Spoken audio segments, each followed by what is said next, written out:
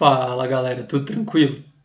Bom pessoal, na aula passada nós estudamos um pouquinho sobre o movimento e nós vimos que dá para descrever o movimento tendo um pouco de informação sobre a função da posição dele em relação ao tempo, e nós vimos que a mudança da posição ela está relacionada com a velocidade do corpo, né? A velocidade ela indica para a gente a taxa com que a posição é alterada. Só que nós vimos que o caso em que a velocidade é constante é um caso particular, que é o caso em que o movimento ele é uniforme. Então agora a gente precisa estudar a situação em que a velocidade muda. Qual grandeza física está associada à mudança da velocidade? E o que a gente vai estudar agora é essa grandeza, que é a aceleração. Quando a velocidade de um corpo está mudando, a gente diz que esse corpo ou está acelerando ou ele está freando. Só que na física, acelerar e frear, as duas coisas nós consideramos como uma aceleração. Quando a velocidade está aumentando em módulo, a gente diz que o corpo está acelerando. Quando a velocidade diminui em módulo, a gente diz que ele está desacelerando, ele está tendo uma aceleração com sentido oposto ao do movimento. Beleza? Então agora, pessoal, a gente vai começar a estudar essa grandeza física chamada aceleração, que indica para a gente a taxa com que a velocidade do corpo vai mudar, beleza? Então, vamos olhar aqui para esse gráfico. Pessoal, muito importante quando a gente olha para um gráfico, a gente vê qual gráfico que a gente está considerando. Esse gráfico aqui, ó, ele é um gráfico de velocidade em relação ao tempo. E é exatamente o mesmo gráfico de velocidade do exemplo que nós usamos na aula passada, beleza? Então, a gente está trabalhando com o mesmo exemplo. Então a gente enxerga que primeiro ele estava com uma velocidade positiva, essa velocidade aumentou um pouquinho, depois essa velocidade diminuiu e chegou a zero. Nesse ponto aqui, ó, a gente sabe que ele parou, porque a velocidade é nula. E quando ele para, a gente lembra que está ocorrendo uma mudança no sentido, né? Aí a velocidade passa a ser negativa. O que isso quer dizer? Ele estava com o movimento a favor da trajetória, e ele passou a se mover no sentido contrário da trajetória. Aí essa velocidade aumenta, só que no sentido contrário da trajetória, e depois ele começa a frear de novo, para de novo e muda o sentido de novo, e assim por diante. Então esse gráfico aqui, ele dá uma ideia de como que o movimento do objeto está acontecendo. E a primeira coisa que a gente pode pensar aqui é, como esse é uma situação bem complexa, essa função aqui ela não é uma função muito simples, a gente pode pensar na aceleração média em um determinado intervalo de tempo, igual a gente fez lá para a posição. Então, nós podemos pegar aqui do instante 2, em que ele estava com a velocidade aqui, se a gente olhar para a escala, pessoal, cada risquinho está indo de 2 em 2, né? Então aqui ele está com a velocidade de 6 metros por segundo. Estamos usando o Sistema Internacional de Unidades, tá bom? Então, a velocidade nesse ponto é de 6 metros por segundo, quando o instante vale 2 segundos. E aí a gente pode pensar qual foi a velocidade média dele, desse instante até o instante 5 segundos, por exemplo. No instante 5 segundos, a gente vê que a velocidade ela é aqui mais ou menos 22 metros por segundo. Então, no instante 2 segundos, ele tinha uma velocidade de 6 metros por segundo, e no instante 5 segundos, ele tinha uma velocidade de 22 metros por segundo. E a gente pode pensar qual é a aceleração média nesse intervalo de tempo. Lembrando, pessoal, quando a gente está calculando média, a gente só olha para o começo da minha análise, para o ponto inicial e para o ponto final. O que ocorreu no meio para a gente não é importante. Então, a gente só vai olhar para o instante 2 aqui e para o instante 5. E a aceleração média tem uma definição muito próxima da de velocidade média. A velocidade ela indicava a mudança da posição. A aceleração ela vai indicar a mudança da velocidade no decorrer do tempo. Então a gente pode definir nossa aceleração média como sendo a variação da velocidade dividido pela variação do tempo. Então é assim que a gente define a aceleração média. Tudo bem, pessoal? Ela indica a mudança da velocidade no decorrer do tempo. Bom, nesse nosso exemplo aqui, existe uma outra coisa que a gente pode pensar, igual a gente fez lá no cálculo da velocidade, que é o seguinte: nesse intervalo de tempo, eu tive uma variação de tempo que correspondeu a uma certa mudança na velocidade, um certo ΔV. E se a gente traçar aquela mesma reta que vai do meu ponto inicial de análise até o meu ponto final da minha análise, nós vemos de novo um triângulo, retângulo, e nós vemos que se nós pensarmos nesse ângulo aqui, ó, a variação da velocidade é o cateto oposto a esse ângulo e a variação do tempo é o cateto adjacente a esse ângulo.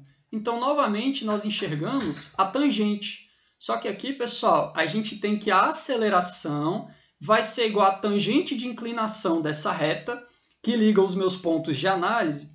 Só que a gente tem que tomar o cuidado que a gente está falando do gráfico de velocidade por tempo. Então, vamos lembrar. Na aula passada, eu mostrei que a velocidade média era a tangente de inclinação dessa reta que liga os pontos de análise quando o gráfico é de posição por tempo. Então, no gráfico de posição por tempo, a tangente desse ângulo fornecia a velocidade média. Agora, nós estamos analisando um gráfico de velocidade por tempo.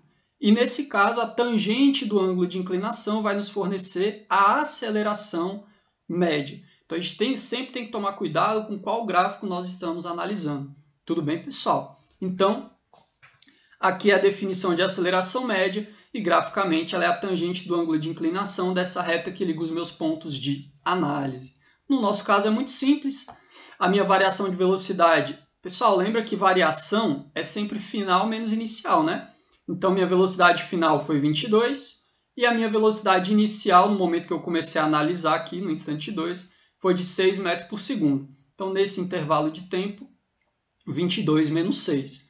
E o intervalo de tempo gasto foi do 2 segundos até os 5 segundos, isso dá 5 menos 2. Fazendo essa continha aqui, 22 menos 6 dá 18. 5 menos 2, 18 não, minto. Isso aqui dá 16, né, pessoal? Isso aqui dá 16. E 5 menos 2 dá 3. Então, nós temos 16 dividido por 3. Se você dividir, dá 5,3 dízima metros por segundo ao quadrado. Lembrando que esse tracinho aqui em cima do 3 indica que esse 3 se repete indefinidamente, ele é uma dízima. Beleza, pessoal? Então, no nosso exemplo prático aqui, a aceleração média é de 5,3 metros por segundo ao quadrado. Olha essa unidade, tá, gente? Unidade de aceleração. Lembra? Unidade de velocidade é metros por segundo. Aí a gente está dividindo pelo tempo de novo, então por segundo de novo. Metro por segundo é metro por segundo ao quadrado. Essa vai ser a nossa unidade de aceleração no Sistema Internacional de Unidades. Beleza? Então essa é a ideia de aceleração média. Bom, da mesma forma, e se eu não quiser pensar em um intervalo, e se eu quiser aceleração em cada momento, se eu quiser a descrição completa da aceleração, também de forma análoga, pessoal, basta que nós peguemos aqui o nosso intervalo de tempo. Lembra que a gente pensou em um intervalo de tempo.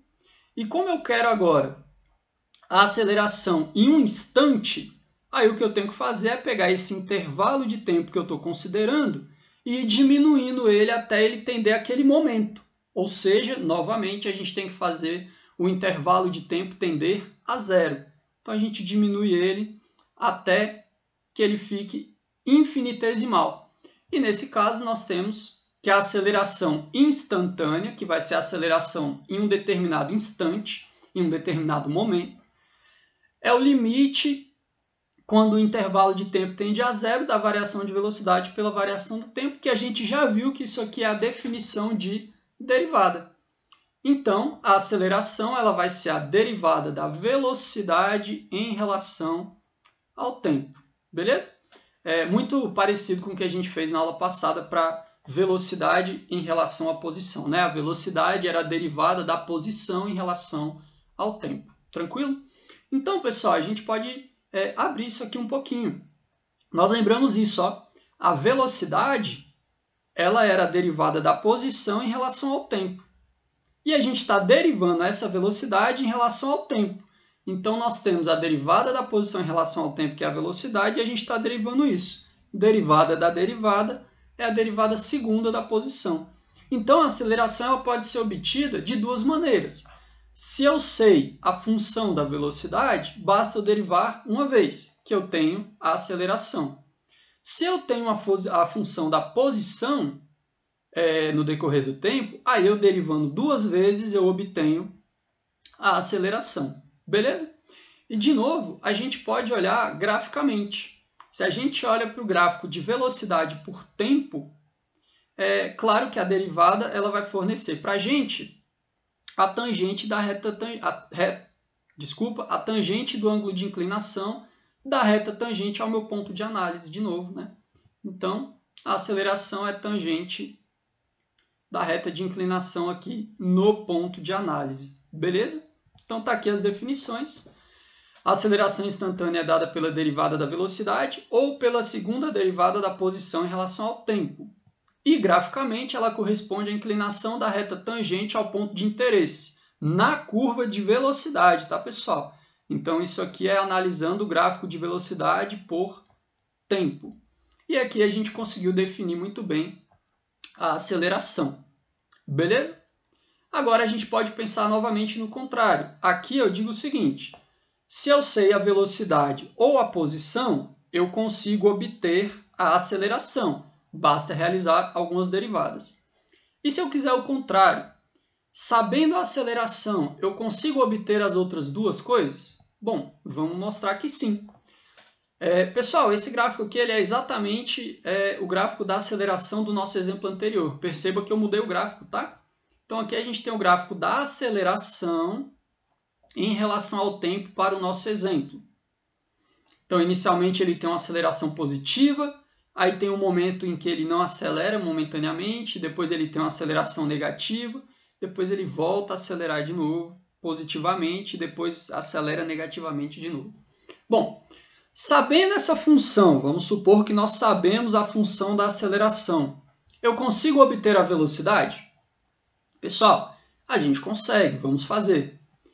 A gente acaba de ver que a aceleração ela é dada pela derivada da velocidade. Então, novamente, nós podemos integrar dos dois lados. Fazendo isso, nós chegamos para essa equação. A integral da derivada da velocidade em relação ao tempo é igual à integral da aceleração. Nós sabemos que a integral da derivada fornece para a gente a própria função nos intervalos que eu estou analisando, do instante t0 até o instante t. Então, esse lado esquerdo da nossa equação aqui, ó, ele vai ser a velocidade no instante t menos a velocidade no instante t0. Está aqui. E a integral da aceleração, claro que vai depender da função da aceleração. Mas o que nós enxergamos aqui, que é bem interessante, é que a variação da velocidade no intervalo de tempo que a gente está analisando, ela é igual à integral da aceleração no mesmo intervalo de tempo. E a gente sabe que essa integral aqui é a área sobre a curva do gráfico. É a área sobre a curva do gráfico. Então, novamente, a área vai ter uma representatividade para a gente. A área do gráfico de aceleração por tempo fornece para a gente a variação na velocidade no movimento que a gente está analisando. Então, está aqui. A variação da velocidade entre os instantes inicial, t0, e final, que eu estou analisando, t, é a área sobre a curva de aceleração em função do tempo. Então, sempre importante olhar quais os gráficos que a gente está analisando. Beleza, galera? Bom, pensando nisso, a gente pode pensar que a partir da aceleração eu consigo a função da velocidade. E a gente viu na aula passada que a partir da função da velocidade a gente consegue obter a da posição. Então a gente consegue obter tudo se nós soubermos a aceleração. Mas aqui tem uma observação importante.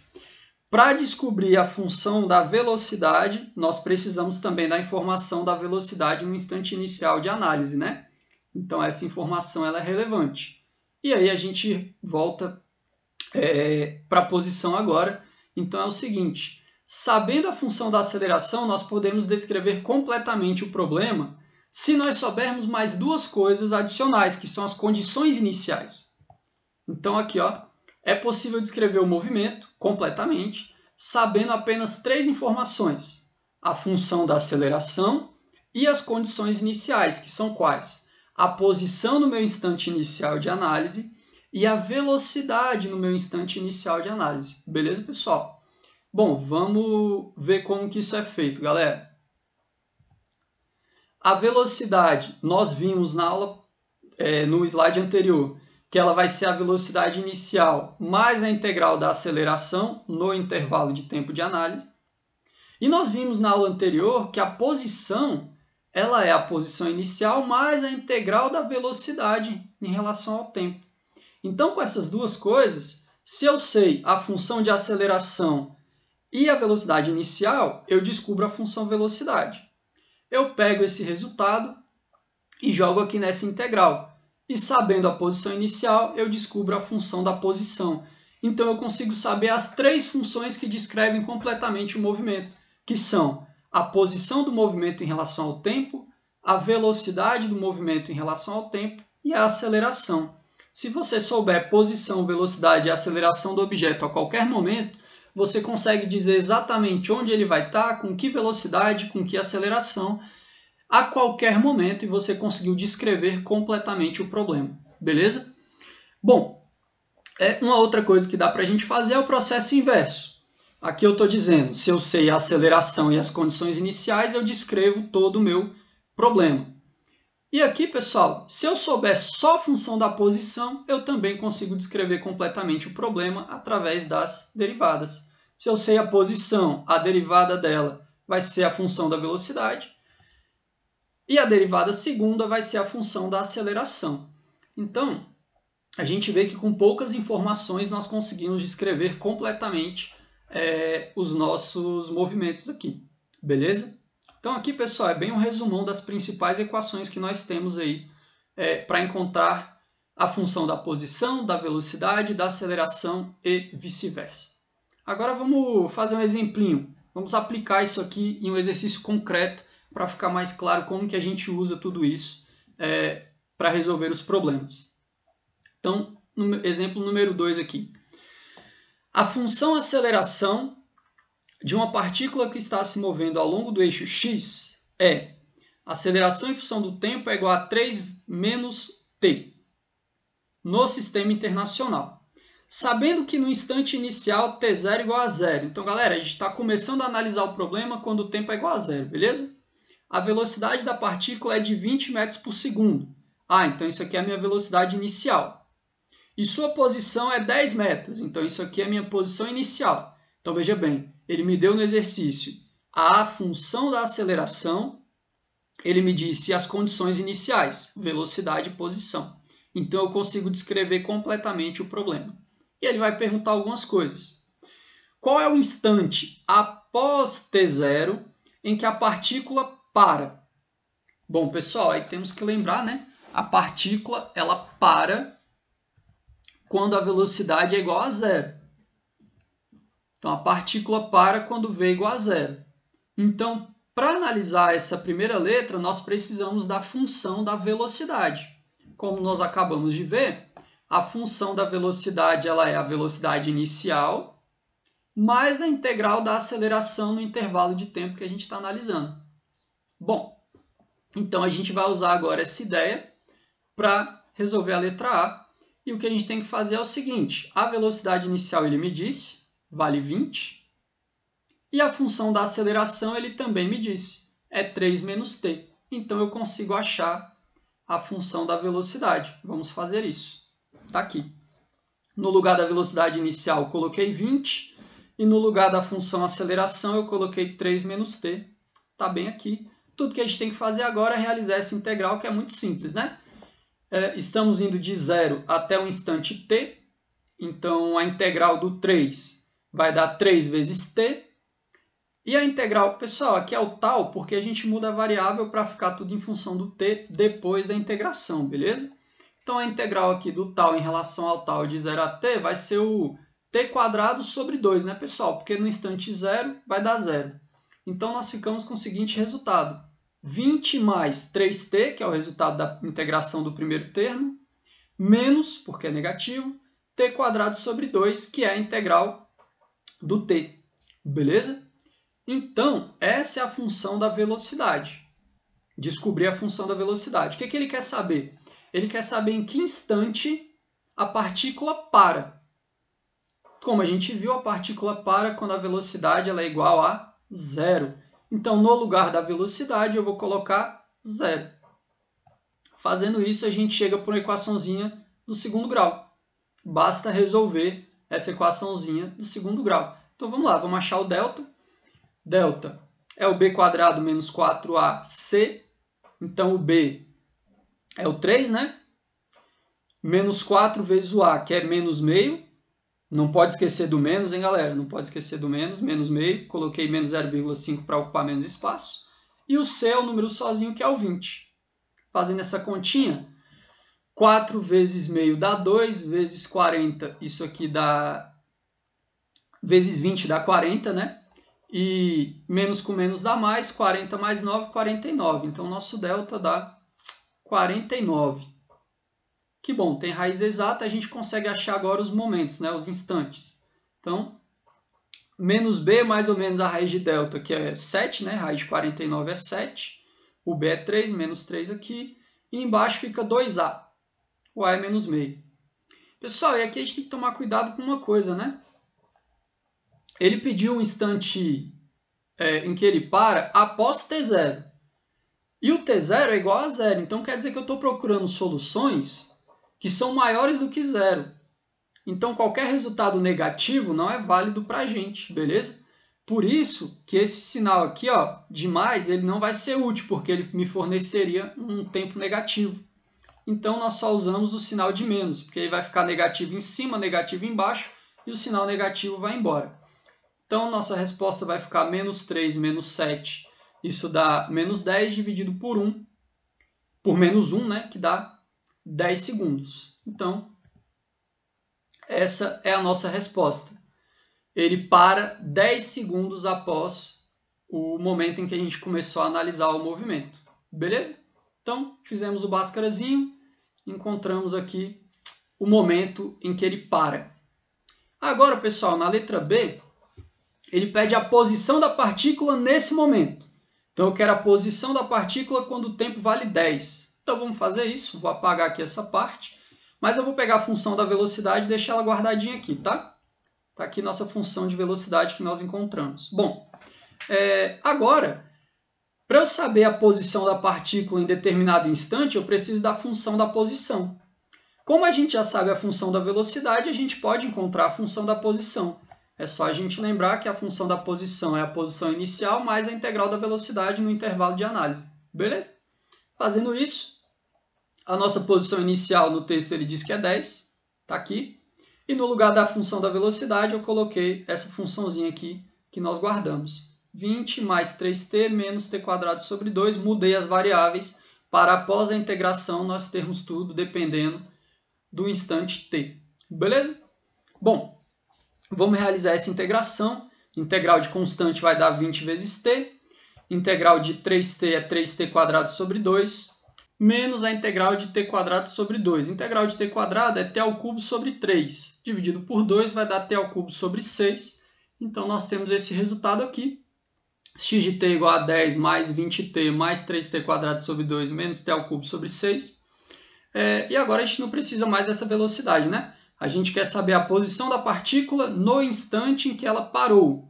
Nós vimos na letra A que ela parou quando o tempo era igual a 10. Então, a gente quer achar o x de 10, né? Quanto vai valer a posição quando o tempo for igual a 10 segundos. Então, no lugar do tempo, vamos colocar 10. Vou apagar aqui a velocidade e vamos fazer essa continha aqui nesse canto.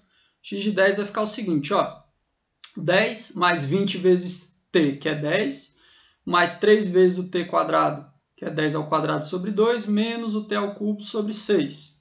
Fazendo essa continha, pessoal, 3 vezes 100 dá 300, dividido por 2, 150. Aqui dá 200, então deu 350, mais 10, 360. Então, essa parte positiva dá 360. Parte negativa dá 10 ao cubo, que é 1000, né? Dividido por 6, que dá 166,6 dízimo. Dá 166,66666. Então, 360 menos isso, se você fizer aí na calculadora, você vai achar 193,3 dízima metros. Então, pessoal, a gente viu que ele parou quando o tempo valia 10 segundos e nesse momento o objeto estava ocupando o espaço 193,3 metros. Beleza, galera?